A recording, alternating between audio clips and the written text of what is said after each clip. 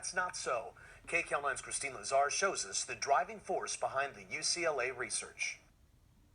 When scientist Marlena Fazo was pregnant with her first child 19 years ago, she suffered from an extreme form of morning sickness called hyperemesis gravidarum, or HG.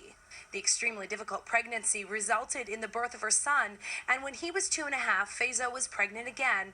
This time, the HG was even worse. I couldn't move without vomiting, so I was completely bedridden. I couldn't get up to go to the bathroom. I couldn't keep anything down, not even water. Fazo had to have a feeding tube and a pump with the anti-nausea medication Zofran. It was torture. Yeah, I would just stare at the wall. 15 weeks in, Fazo miscarried. Her first thought was the Zofran to blame, so she called the company.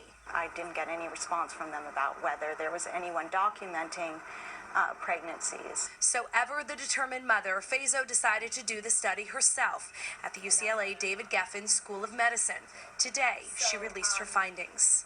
We did not see any increased risk of birth defects. The study looked at more than 1,800 pregnant women with HG, more than half of whom took Zofran. The women who took the drug reported fewer miscarriages and did not have a higher occurrence of heart defects or cleft palates, which have been alleged in hundreds of lawsuits filed against the makers of Zofran. But her research isn't over yet. Now she's trying to tackle what causes HG. At this point, she believes it's a mix between the environment and genetics. Fazo has two very personal reasons for finding a cure: her twin daughters, who she had via a surrogate. They have a higher risk of having HG if they have children. It would be devastating for me to see my daughters go through what I did, and no, I didn't do everything in my power to try to make things better.